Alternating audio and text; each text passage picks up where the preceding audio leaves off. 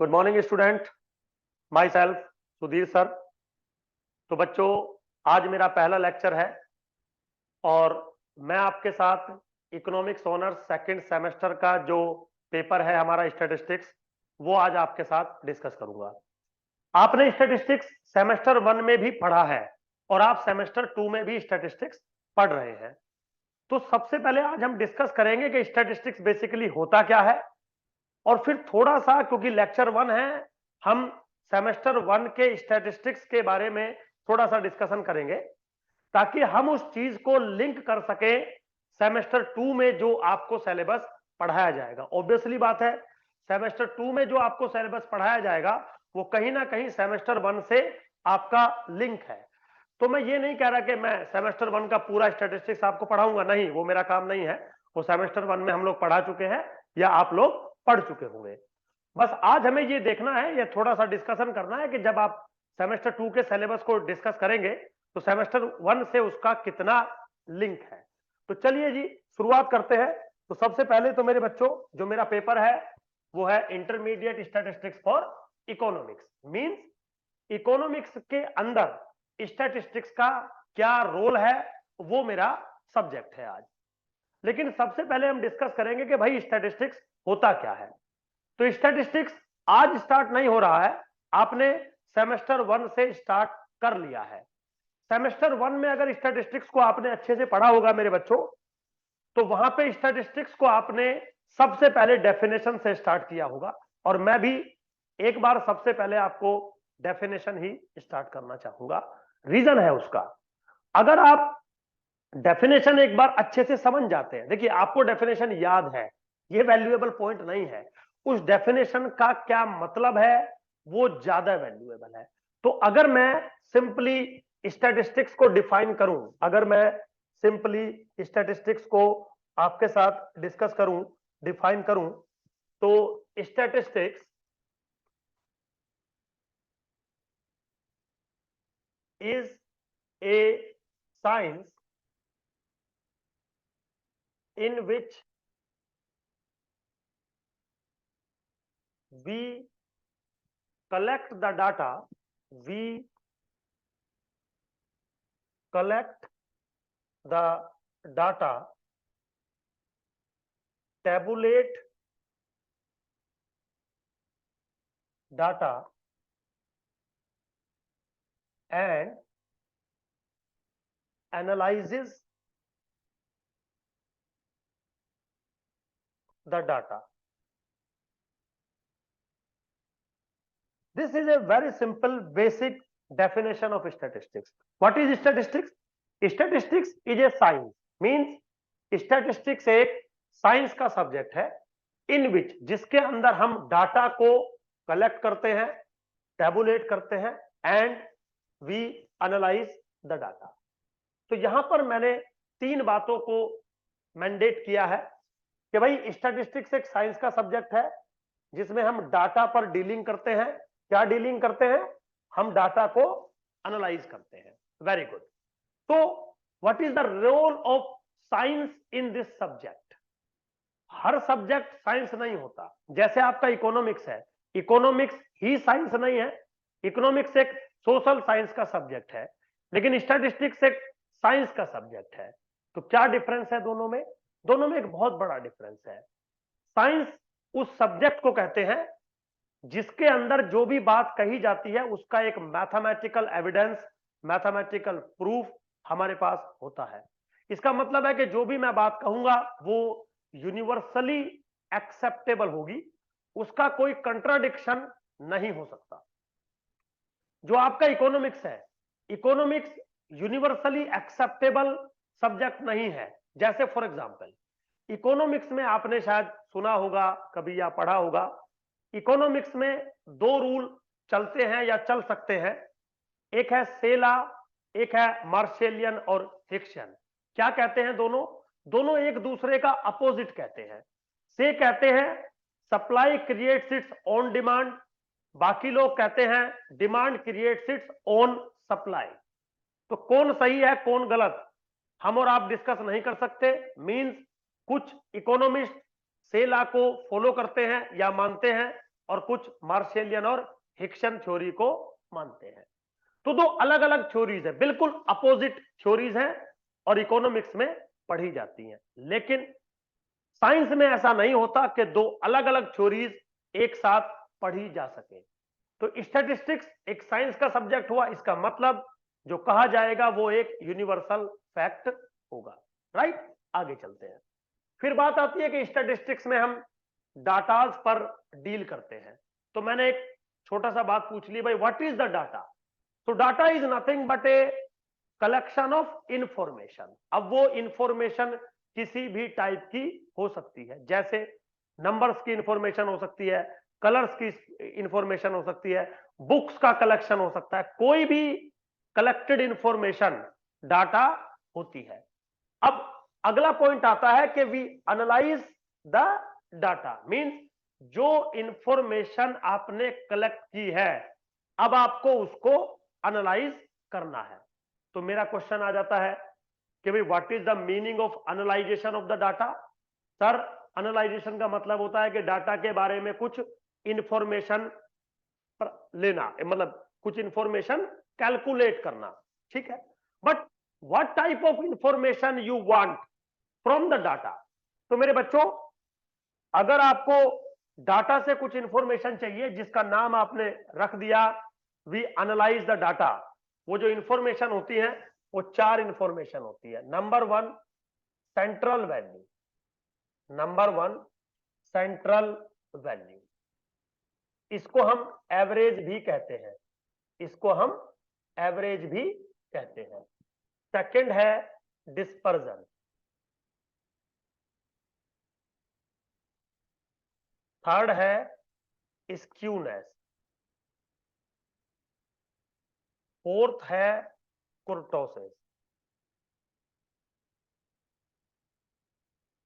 ये चार मेजरमेंट हैं जो हम किसी भी डाटा के लिए कैलकुलेट करते हैं। So when you say we analyse the data means we are required to find four things from the data: central value, dispersion, skewness and kurtosis. ये सारी चीजें आपने सेमेस्टर 1 में पढ़ी होंगी। बस एक छोटा सा आपको डिस्कशन दे रहा हूं कि सेमेस्टर 1 और सेमेस्टर 2 किस तरीके से लिंक है और सेमेस्टर 1 सेमेस्टर 2 किस तरीके से डिफरेंट है। तो आप जब भी स्टैटिस्टिक्स में काम करोगे इन चार बातों पर वर्क करोगे। अब मेरे बच्चों, मेरा जो मेन कंसर्न है आज का वो ये है कि जो आप स्टैटिस्टिक्स में डाटा पर साइंटिफिकली वर्क करना चाहते हैं वो डाटा होता क्या है। तो अगर आप थोड़ा सा देखें, वैसे तो डाटा बहुत सारे टाइप का होता है, आपने नाम सुने होंगे या नाम सुनेंगे। जैसे प्राइमरी डाटा होता है, सेकेंडरी डाटा होता है, यूज्ड डाटा होता है, अनयूज्ड डाटा होता है, ऑर्डिनल डाटा होता है, कार्डिनल डाटा होता है। There are so many type of data in the real life. But statistics में हम कभी भी डाटा को इस तरीके से कैटेगराइज नहीं करते। स्टैटिस्टिक्स में डाटा दो तरीके से कैटेगराइज होता है। Number one, frequency data. Frequency data. Second, probabilistic data.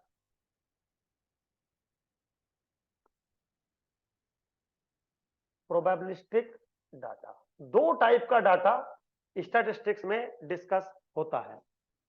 तो सबसे पहले अगर आप देखें, थोड़ा सा एक लिटिल बिट डिफरेंस इन दोनों में हमें पता लग जाए। देखिए, फ्रीक्वेंसी डाटा आपने पढ़ा होगा, कुछ इस तरीके से होता है। एक्स एक वेरिएबल होता है जो कुछ वैल्यू लेता है, मान लीजिए x1, x2, x3 up to dot dot xn, and the corresponding frequency f1, f2, f3 dot dot fn, कुछ फ्रीक्वेंसी हो गई। इस डाटा में एक खास बात होती है, स्पेशलिटी होती है कि ये डाटा एग्जैक्ट होता है। मतलब x जो वैल्यू लेगा, x1, x2, xn, वो बिल्कुल एग्जैक्ट है। कितनी बार वो रिपीट हुआ, that is the frequency f1, f2, वो बिल्कुल फिक्स है।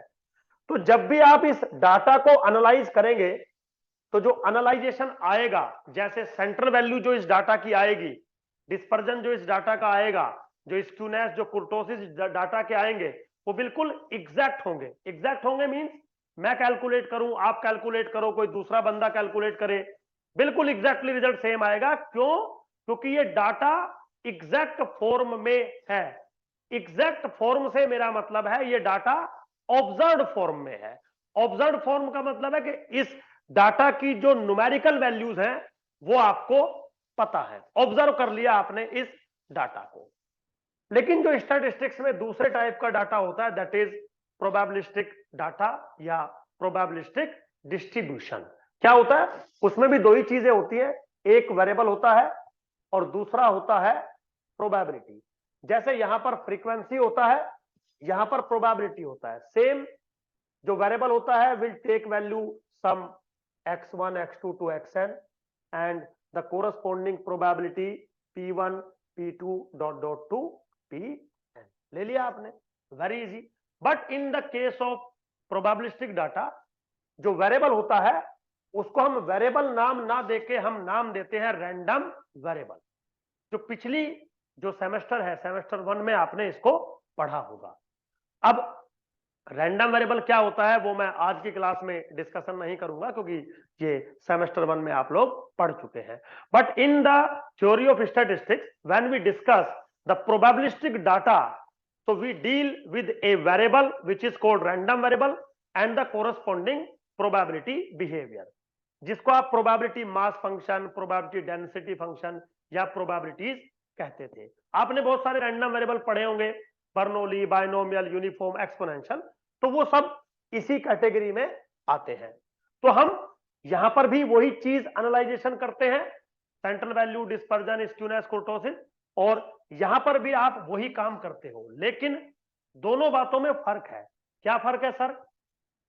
जब मैंने ये पढ़ाया तो मैंने बोला ये डाटा एग्जैक्ट होता है, कोरस्पोंडिंग जो ये डाटा है वो एग्जैक्ट नहीं होता, वो अप्रोक्सीमेट होता है। मींस आप जब यहां पर कोई बात कहते हो तो इसका मतलब है कि आप एक अनुमान लगा रहे हो, जो आप कह रहे हो वो एग्जैक्टली वही हो ये जरूरी नहीं है।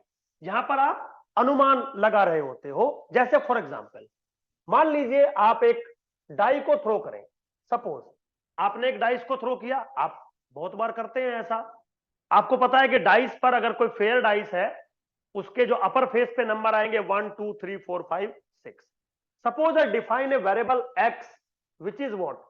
Number on upper face, number on upper face. तो आपका x क्या क्या वैल्यू लेगा? 0 1 2 3 4 5 6, या 0 नहीं लेता, हटा दिया मैंने क्योंकि 0 लेता नहीं है, 1 से स्टार्ट कर दिया। Now the corresponding probability is what? 1/6 1/6 1/6 1/6 1/6 1/6, क्योंकि आपको पता है कि सबकी प्रोबेबिलिटी सेम है। तो यहां पे अगर आप डाटा को देखें कि आपकी डाइस के ऊपर 1 नंबर आएगा, इस बात की प्रोबेबिलिटी है 1/6।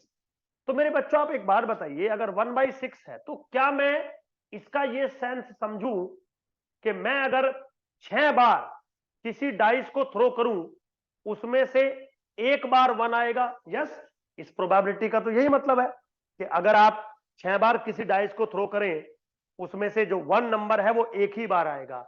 लेकिन क्या रियलिटी में ऐसा होगा? क्या हर बार ऐसा होगा? नहीं, डिफर भी हो सकता है। तो इसका मतलब ये जो डाटा आपको दिया गया है ये एग्जैक्ट डाटा नहीं है, ये अनुमानित डाटा है, अप्रोक्सीमेटेड डाटा है। तो जब भी आप इस टाइप के डाटा को एनालाइज करेंगे, सेंटर वैल्यू निकालेंगे, स्क्यूनेस, डिस्पर्जन, कुर्टोसिस, कुछ भी निकालेंगे, वो मेजरमेंट भी मेरे बच्चों एस्टिमेटेड ही आएगा, एग्जैक्ट नहीं आएगा। जैसे फॉर एग्जांपल जब आप कभी पढ़ते थे सेमेस्टर 1 में रैंडम वेरिएबल, आपने एक बिल्कुल बेसिक रैंडम वेरिएबल पढ़ा होगा, एक्स फॉलो पॉइजन थीटा। ठीक, theta was what? Theta was the parameter. Parameter is what? Parameter is a constant which is unknown. मतलब आपको ये पता है कि थीटा कोई कांस्टेंट है लेकिन इसकी वैल्यू क्या है वो आपको नहीं पता है। तो उसको हम कहते हैं या उसको हम कहते हैं पैरामीटर, जिसको हमें एस्टिमेट करना होता है।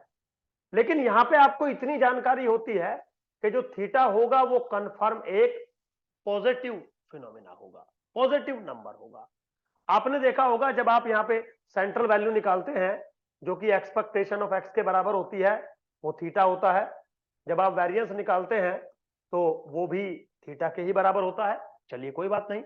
इसका मतलब अगर आपको इस पॉपुलेशन को एनालाइज करना हो तो सपोज फॉर एग्जांपल मैं मीन और वेरिएंस कैलकुलेट करना चाहता हूं, तो आपने देखा बाय द प्रीवियस सेमेस्टर इसकी वैल्यू थीटा, इसकी वैल्यू भी थीटा। तो अगर आपको थीटा मिल जाए, अगर आपको थीटा मिल जाए तो आप मीन भी बता सकते हो और आप वेरिएंस भी बता सकते हो। लेकिन थीटा ना तो आपके पास है और ना तो आपके पास कभी हो सकता एग्जैक्ट फॉर्मेट में। क्यों नहीं हो सकता? क्योंकि डाटा एग्जैक्ट है ही नहीं, डाटा अप्रोक्सीमेटेड है, प्रोबेबिलिस्टिक बिहेवियर में डाटा चल रहा है। तो हमारा क्या काम होता है, हम इस थीटा को एस्टिमेट करते हैं, हम इस थीटा को अप्रोक्सीमेट करते हैं। मींस हम इस थीटा के बारे में एक एस्टिमेशन लगाते हैं और जो थीटा का एस्टिमेशन होगा उसके बेसिस पर हम सेंट्रल वैल्यू का एस्टिमेशन लगाएंगे, उस बेसिस पर हम डिस्पर्जन का एस्टिमेशन लगाएंगे जिसको आप वेरिएंस लिख रहे हो।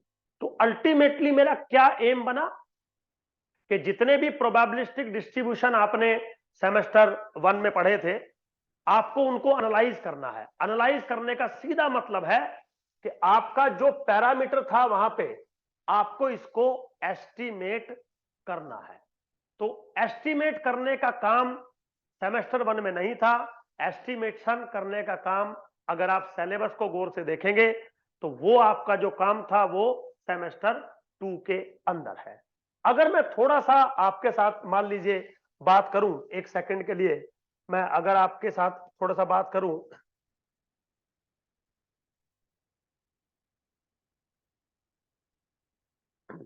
देखिए ये मेरा जो है सिलेबस है आपके सेकंड सेमेस्टर का। आप अगर इसको गौर से देखें तो टॉपिक क्या लिखा है, यूनिट 1 पे चलिए पहले चलते हैं। यूनिट 1 पे अगर आप चलेंगे तो टॉपिक क्या लिखा है, एस्टिमेशन।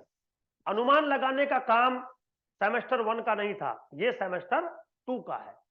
तो फिर क्या आया, जो आपने अनुमान लगाया उसको हम इन्फर करेंगे। इसके बारे में अभी जिसका नाम है इन्फ्रेंस, अभी 2 मिनट बाद इसके बारे में भी आपसे मैं बात करूंगा। फिर तीसरा टॉपिक है मेरा टेस्टिंग ऑफ हाइपोथेसिस।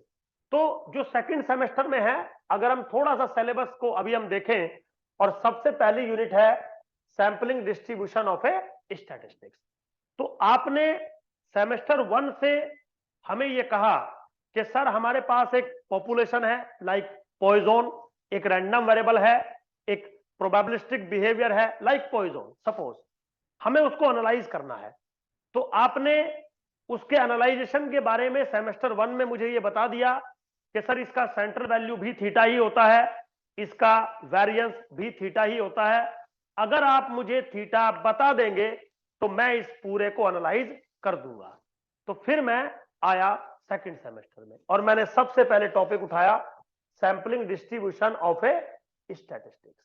ठीक, क्यों उठाया अभी 2 मिनट में हम लोग जो है डिस्कस करेंगे। देखिए वेरी सिंपल, आपको किसी पॉपुलेशन के बारे में अगर मान लीजिए पता करना है, एनालाइजेशन करना है, तो शायद आप पहले सैंपल को स्टडी करेंगे। जैसे फॉर एग्जांपल मान लीजिए आपको इंडियन बॉयज की एवरेज हाइट चाहिए, तो Indian boys is what, whole population ना। अब ये तो पॉसिबल नहीं है कि आप सारे इंडियन बॉयज की हाइट को मेजर करके उसका आप एवरेज निकाल दें। This is technically not possible. But क्या होगा, हम एक अनुमान लगा सकते हैं, हम एक अनुमान लगा सकते हैं। Very simple, very simple. अनुमान लगाना जो है बेहद सिंपल है। आप कुछ ऐसे कर सकते हैं कि सर अगर मान लीजिए आपके पास एक इंडियन पॉपुलेशन है बॉयज का और आपको उनकी एवरेज हाइट के बारे में अनुमान लगाना है, तो आप एक काम कर लो, इस पॉपुलेशन से एक सैंपल ले लो कुछ बॉयज का x1 dot dot to xn। Suppose n boys का मैंने सैंपल ले लिया, 50 बॉयज का, 100 बॉयज का, 500 का, डजंट मैटर।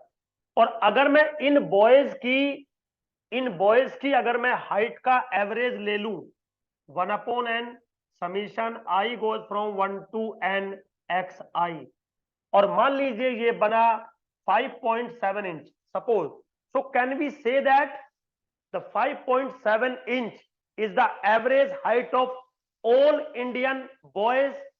सर नहीं, क्योंकि ये तो आपने सिर्फ सैंपल के बारे में बात कही है ना।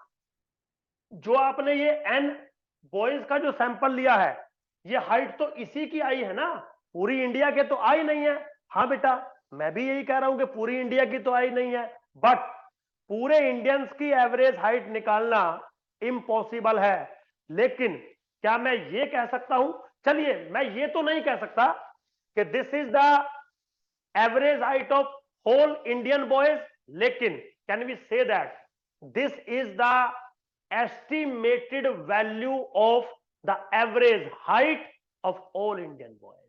yes, estimate कर रहा हूं, अनुमान लगा रहा हूं। अब आप अगर गौर से देखें, आपने अनुमान लगाया कैसे? सर पहले तो हमने सैंपल लिया, फिर हमने सैंपल का मीन बनाया, फिर हमने सैंपल का मीन बनाया। जिस सैंपल का मीन आप बना रहे हो, this is what, this is basically a function of sample observation. क्या कर रहे हो आप? x1 plus x2 plus x3 plus xn by n। तो इस फॉर्मूले के बेसिस पर आप अनुमान लगा रहे हो। Now this formulation is called statistics, is called statistic. तो जो आपका, अगर आप एक बार सिलेबस को जो है फिर से देखें, एक बार आप अगर सिलेबस को गौर से देखें,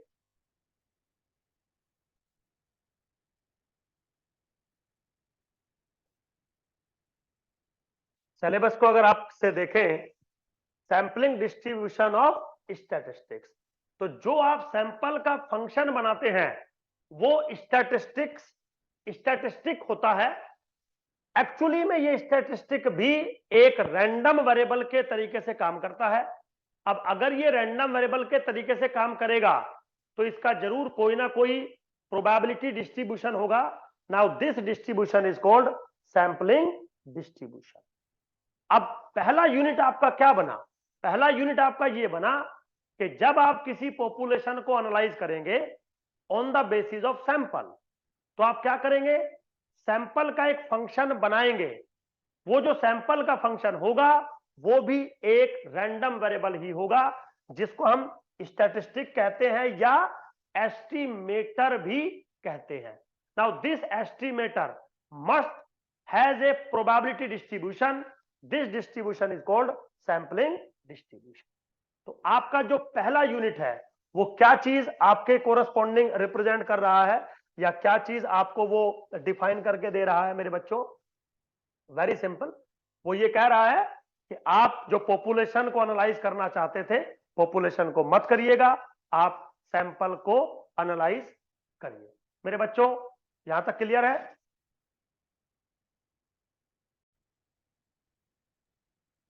ओके बच्चों, तो अब हम डिस्कस करेंगे कि जो आपने सैंपल का एक फंक्शन बनाया जिसको आप स्टैटिस्टिक्स कह रहे हो, जिसका प्रोबेबिलिटी बिहेवियर सैंपलिंग डिस्ट्रीब्यूशन होगा, क्योंकि आगे का जो कोर्स है वो इस बात के ऊपर डिपेंड करेगा कि सैंपलिंग डिस्ट्रीब्यूशन आपको पता है या सैंपलिंग डिस्ट्रीब्यूशन आपको नहीं पता है। तो आज हम सबसे पहले दो एग्जाम्पल इस बात के ऊपर डिस्कस करेंगे कि सैंपलिंग डिस्ट्रीब्यूशन काम कैसे करता है, सैंपलिंग डिस्ट्रीब्यूशन बनता कैसे है। दो एग्जाम्पल का मैंने क्यों जिक्र किया? क्योंकि जो हमारी पॉपुलेशन होती है, जो हमारे रैंडम वेरिएबल्स होते हैं, वो दो टाइप के होते हैं, एक डिस्क्रीट रैंडम वेरिएबल और एक कंटिन्यूअस रैंडम वेरिएबल। तो दोनों से ही सैंपल लिया जा सकता है और दोनों का ही सैंपलिंग डिस्ट्रीब्यूशन बनेगा। बस एक चीज को ध्यान रखिएगा, अगर आप सैंपल डिस्क्रीट पॉपुलेशन से ले रहे हैं तो डिस्क्रीट डिस्ट्रीब्यूशन बनेगा, कंटिन्यूअस से ले रहे हैं तो कंटिन्यूअस डिस्ट्रीब्यूशन बनेगा। तो मेरा जो टॉपिक होगा अब वो ये टॉपिक रहेगा कि how to make the sampling distribution of a statistics. अब इस बात को डिस्कस करने से पहले सबसे पहले मैं एक टॉपिक आपके साथ डिस्कस करना चाहूंगा जो कि बहुत वैल्यूएबल है, आप शायद कभी समझेंगे भी इन चीजों को। एक्चुअली में हम जो भी काम करेंगे सैंपल के बेसिस पर करेंगे। तो सैंपल मेरे बच्चों हमारे पास दो टाइप का होता है। सबसे पहले होता है रैंडम सैंपल, रैंडम सैंपल, और एक होता है मेरे बच्चों ऑब्जर्व सैंपल।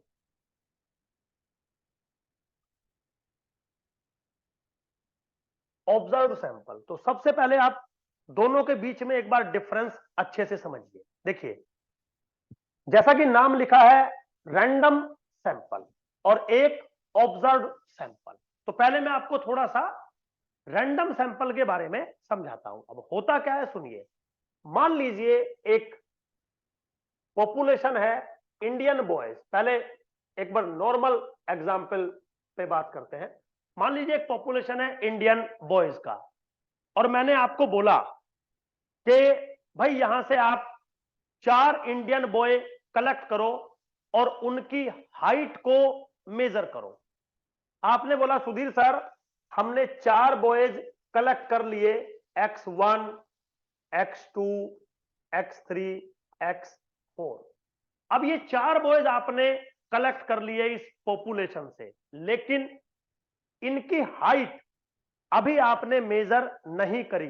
सिर्फ आपने 4 बॉयज कलेक्ट किए हैं और बोला है सर जब आप हाइट की बात करोगे तो हम इन्हीं 4 लड़कों की हाइट आपको बताएंगे, लेकिन आपने मुझे हाइट बताई नहीं। तो जब तक आपने मुझे हाइट नहीं बताई तब तक ये जो 4 लड़कों का सैंपल है this is called random sample. तो रैंडम सैंपल एक्चुअली में एक रैंडम वेरिएबल के तरीके से ही काम करता है, क्योंकि ये कोई वैल्यू नहीं ले चुका होता है, ये अभी भी रैंडम ही है। बस मुझे ये पता है कि मैंने इन 4 बॉयज को कलेक्ट किया है, चारों में से किसकी क्या हाइट है मुझे नहीं पता है। That's why still X1, X2, X3, X4 are the random variable. अब अगर आप ये कह दें कि सुधीर सर जो पहले वाला लड़का था उसकी हाइट थी small x1, small x1 is what exact height of that boy, means आपने उसको मेजर कर लिया for a second suppose this is 5.7 inch.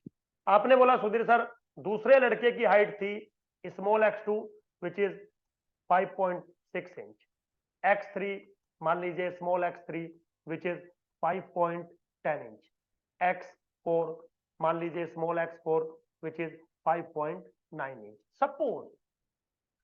तो अब अगर मैं आपसे कहूं कि मेरे पास इन चारों बॉयज की हाइट है, तो हाइट है का क्या मतलब है? पहले बॉयज की small x1 height, small x2, small x3, small x4। आप चाहे तो ऐसे लिख सकते हैं 5.7 इंच, 5.6 इंच, 5.10 इंच और 5.9 इंच, बिल्कुल लिख सकते हैं। These are what, these are the numbers, but actually this is the sample, but this sample is observed sample. तो मेरे बच्चों बहुत बड़ा डिफरेंस है रैंडम सैंपल में और ऑब्जर्व सैंपल में। रैंडम सैंपल रैंडम वेरिएबल के तरीके से काम करता है, ऑब्जर्व सैंपल वैल्यूज के तरीके से काम करता है। अगर हम नोटेशन की बात करें, रैंडम सैंपल को हम कैपिटल लेटर से लिखते हैं और ऑब्जर्व सैंपल को हम स्मॉल लेटर से लिखते हैं, और ये बहुत बड़ा डिफरेंस है कि आप रैंडम सैंपल पे बात कर रहे हैं या ऑब्जर्व सैंपल पे बात कर रहे हैं। Basically observe sample is what? Observe sample is the value taken by the random sample. Means random sample जो था x1, x2, x3, x4, उसने जो वैल्यू ली है small x1, small x2, small x3, small x4, so these are the observed values, numerical values, so this is a observed sample। तो जब भी मैं आपको क्लास में ये बोलूंगा we discuss the random sample means we discuss the random variables। जब भी मैं बोलूंगा we discuss the observed sample means we discuss the numbers, the simple observation, small x1, small x2, small x3, small x4 like this। तो चलिए जी शुरुआत करते हैं। तो सबसे पहले हम क्या डिस्कस करेंगे कि भाई मान लीजिए आपके पास एक रैंडम वेरिएबल है, मतलब एक प्रोबेबिलिस्टिक बिहेवियर है। वहां से आपने एक सैंपल लिया, उसका कोई फंक्शन बनाया, दैट इज कॉल्ड स्टैटिस्टिक। ये भी एक रैंडम वेरिएबल बनेगा, क्योंकि मैं रैंडम सैंपल की बात कर रहा हूं, ऑब्जर्व सैंपल की अभी बात मैं नहीं कर रहा हूं। तो वो जो सैंपल आपने मुझे बना के दिया, सैंपल का फंक्शन, उसका प्रोबेबिलिटी बिहेवियर क्या होगा। तो चीजें कैसे वर्क करती हैं, थोड़ा सा आप एक बार देखिए। और ऐसा होता क्यों है, चलिए एक बार ये भी डिस्कस कर लेते हैं कि जो आप स्टैटिस्टिक बना रहे हैं, वो स्टैटिस्टिक एक रैंडम वेरिएबल के तरीके से क्यों बिहेव करता है। देखिए, आज एक आप बात समझाता हूं आपको। मान लीजिए आपके पास एक पॉपुलेशन है, जिसके अंदर सपोज कैपिटल एन जो है ऑब्जर्वेशंस रखी हुई है। अगर आप इसमें से एक सैंपल लेते हैं, मान लीजिए स्मॉल एन ऑब्जर्वेशंस का, आप एक सैंपल लेते हैं स्मॉल एन ऑब्जर्वेशंस का विद रिप्लेसमेंट।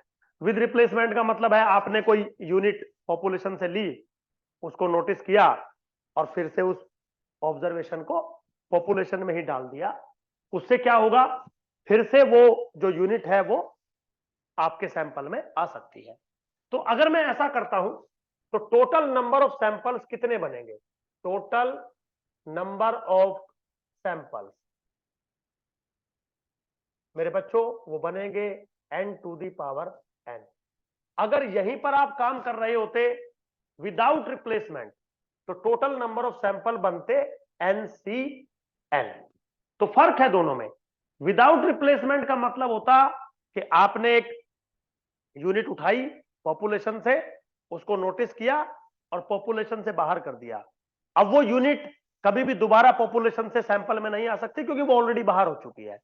तो सैंपल दो तरीके से लिए जाते हैं, विद रिप्लेसमेंट और विदाउट रिप्लेसमेंट।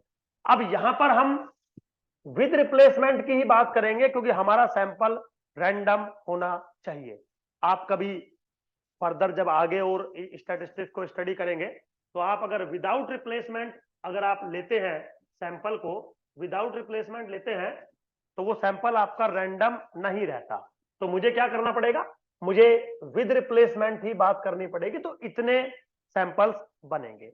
अब एक बात बताइए, मान लीजिए आपका एक सैंपल है n यूनिट्स का, x1 x2 dot dot xn, और आपने इसका एक फंक्शन बनाया t which is equal to function of x1 x2 dot dot xn for a second. Suppose आपने फंक्शन बनाया 1/n summation i goes from 1 to n xi which is nothing but a sample का mean.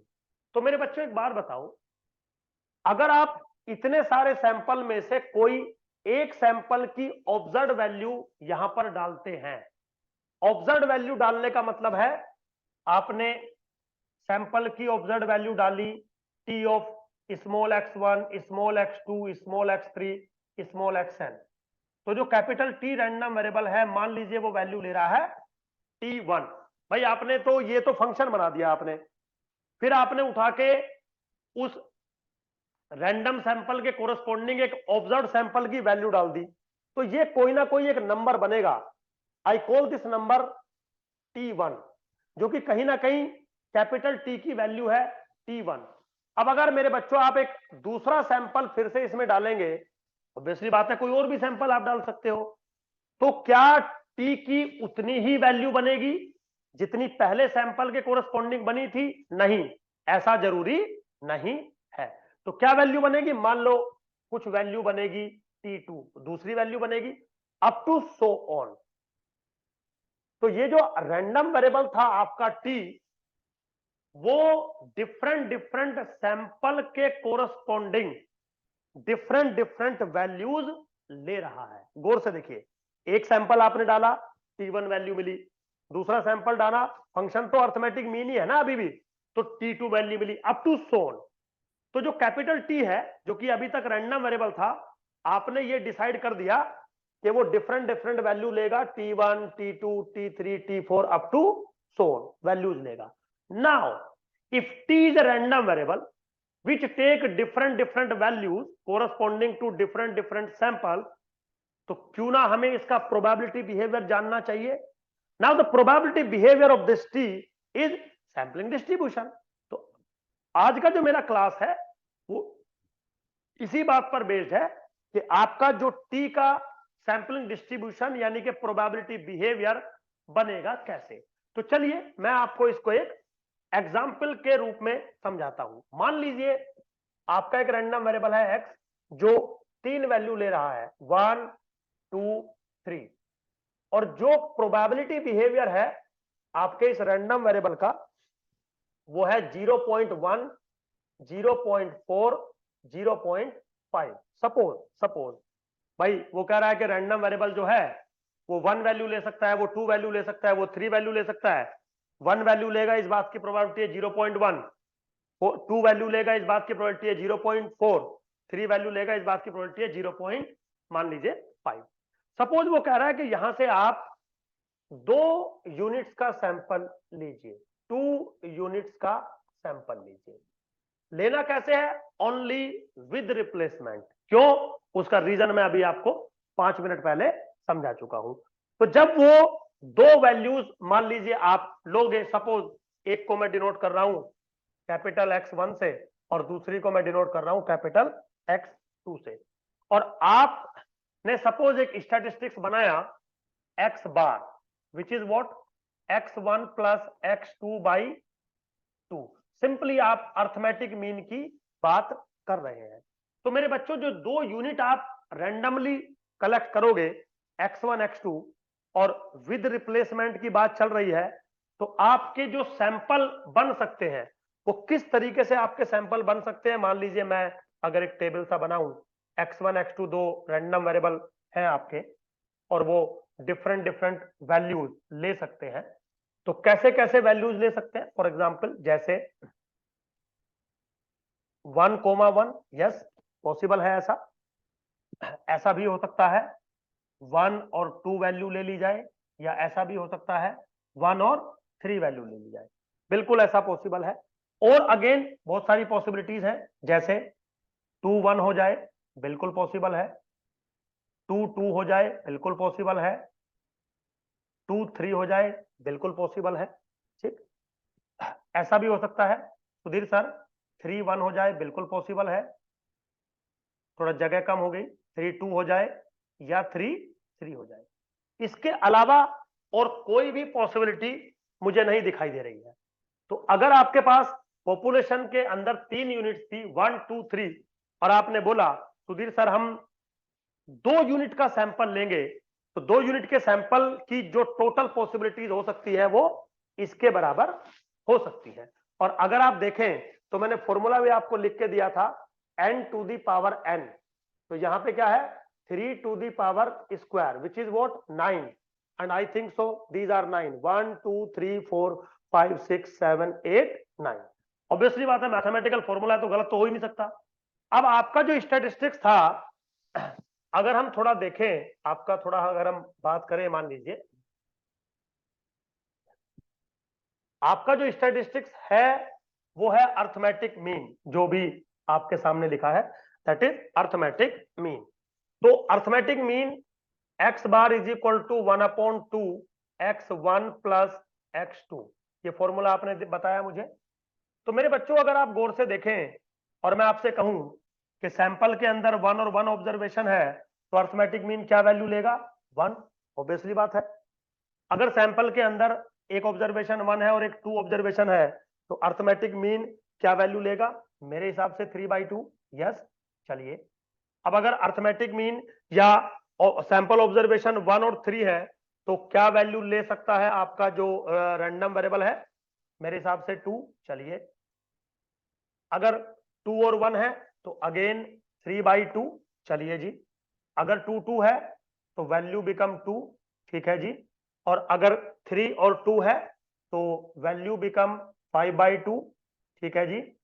और अगर 3 और 1 है तो again value become 2, ठीक है। अगर वैल्यू है 2 3 तो अगेन 5/2 और वैल्यू है 3 3 तो value become 3। So first of all can we say that the your statistic can we say that your statistics x bar will take value 1, 3 by 2, 2, 5 by 3 and 3 values. Can we say that the x bar will take value like this? Yes. अब question आता है कि अगर ये random variable है तो ये 1, 3 by 2, 2, 5 by 2 है शायद. Yes, 5 by 2 and comma 3.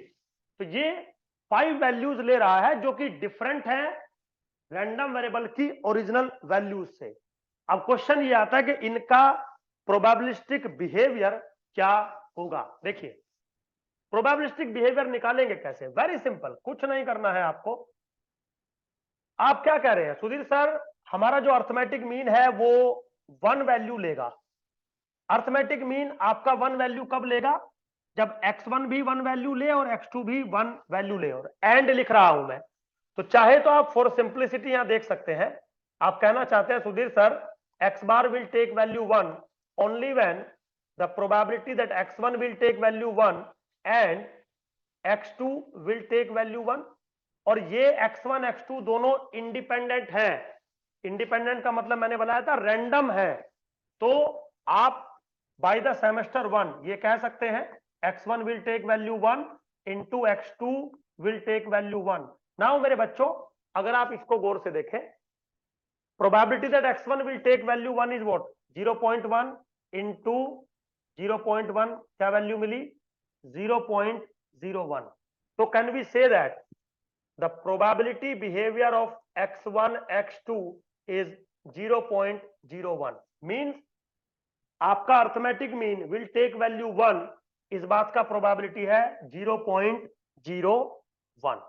0.01. अब सिमिलर फैशन के अंदर अगर मैं 3 by 2 पे बात करूं तो x1 विल टेक वैल्यू 1 और x2 विल टेक वैल्यू 2, और आप यहां पे जाएं तो जो वैल्यू मिलेगी प्रोबेबिलिटी 0.04.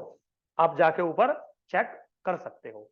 सिमिलरली अगर मैं थर्ड रो की बात करूं तो वैल्यू 1 है और वैल्यू 3 है, और यहां से आप देखें तो 0.05 आप इजीली कैलकुलेट कर सकते हैं. सिमिलरली फोर्थ में अगर आप देखें तो 2 1 फिर से 0.04. नेक्स्ट में देखें 2 2, तो 2 2 पे अगर आप जाएंगे तो 0.16 बनेगा. फिर नीचे आते हैं, अगर आप 2 3 पे जाएंगे तो 2 और 3 पे जाएंगे तो 0.20 बनेगा. चलिए अगेन चलते हैं. अगर आप 3 1 पे जाएंगे, आप 3 और 1 पे जाएंगे तो 0.05 बनेगा. इस पे ना 3 और 1 पे जाएंगे तो दिस इज 0.05 बनेगा.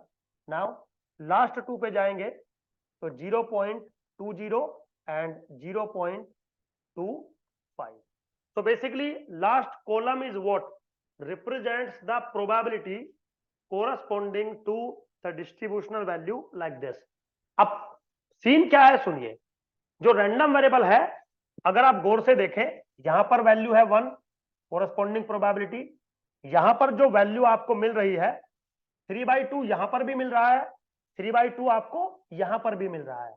तो इसका मतलब 3 by 2 दो बार अकर हुआ है. तो जब आप x बार का प्रोबेबिलिटी बिहेवियर डिफाइन करेंगे तो प्रोबेबिलिटी ऐड हो जाएगी 3 by 2 के कोरस्पॉन्डिंग, क्योंकि 3 by 2 दो बार रिपीट हुआ है. अब जैसे 2 है, 2 3 बार रिपीट हुआ है तो तीनों बार प्रोबेबिलिटी ऐड हो जाएगा. बट जो 1 है वो सिंपल है, तो probability of x bar is 1 के कोरस्पॉन्डिंग 0.1, 0.01, 3 by 2 के corresponding this plus this which is 0.08. अब 2 कितनी बार रिपीट हुआ? 3 बार. 1 is this one, another is this one, another is this one. तो अगर आप इसकी प्रोबेबिलिटी निकालेंगे तो 0.26 आएगी. चलिए अब 5 by 2 पे काम करते हैं. 5 by 2 भी दो बार रिपीट है. Now in this one and in this one. Now 0.04, 0.04. नहीं 0.4 एक सेकेंड, अगर कहीं कुछ ऐसा लगे 0.40। अब लास्ट पॉइंट मेरा बनता है 33 जो सिर्फ एक ही जगह पर रिपीट है और वहीं पे प्रोबेबिलिटी है 0.25। 0.25 मेरे बच्चों, आप अगर गौर से देखेंगे तो this plus this plus this plus this plus this is equal to 1, क्योंकि ये प्रोबेबिलिटी बिहेवियर है।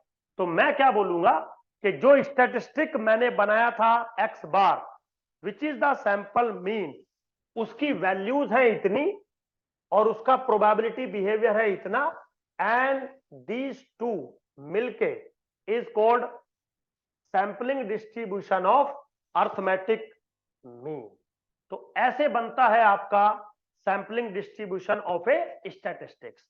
तो मैंने एक एग्जाम्पल के रूप में अर्थमेटिक मीन की बात करी है, आप किसी दूसरे डिस्ट्रीब्यूशन पे भी बात कर सकते थे, जैसे सपोज मैं कह देता x1 square plus x2 square, तो ठीक है, उसकी पहले वैल्यूज चेक करते, फिर उसकी सारी पॉसिबिलिटीज चेक करते और तब हम प्रोबेबिलिटी बिहेवियर डिस्कस करते। तो ये जो आज मैंने डिस्कस किया ये सिंपल फॉर्मेट है बिल्कुल, एग्जाम में क्वेश्चन भी आ सकता है, कह देगा कि एक पॉपुलेशन है, इसमें से आपको इतनी यूनिट्स का सैंपल लेना है, बी केयरफुल, आप जो सैंपल लेंगे वो विद रिप्लेसमेंट ही होना चाहिए, और फिर पूछेगा कि इसका डिस्ट्रीब्यूशनल बिहेवियर बताइए which is a sampling distribution. तो मेरे बच्चों, ये जो आज हमने पढ़ाया वो था कि भाई सैंपलिंग डिस्ट्रीब्यूशन बनाइए जब मैंने सैंपल लिया हो किसी डिस्क्रीट पॉपुलेशन से। अब हम डिस्कस करेंगे अगर मैं सैंपल लेता हूं किसी कंटिन्यूअस पॉपुलेशन से, तो उसका जो वे ऑफ मैथोडोलॉजी होती है, जो वे ऑफ कैलकुलेटिंग होता है डिस्ट्रीब्यूशन ऑफ सैंपलिंग स्टैटिस्टिक, वो थोड़ा डिफरेंट होता है, लेकिन वर्क यही होता है कि आपने सैंपल के बेसिस पर एक स्टैटिस्टिक बनाया, एक रैंडम वेरिएबल बनाया जिसका प्रोबेबिलिटी डिस्ट्रीब्यूशन आपको चाहिए। तो यहां पे डिस्क्रीट फिनोमिना था, अब हम डिस्कस करेंगे कंटिन्यूअस के केस में, राइट।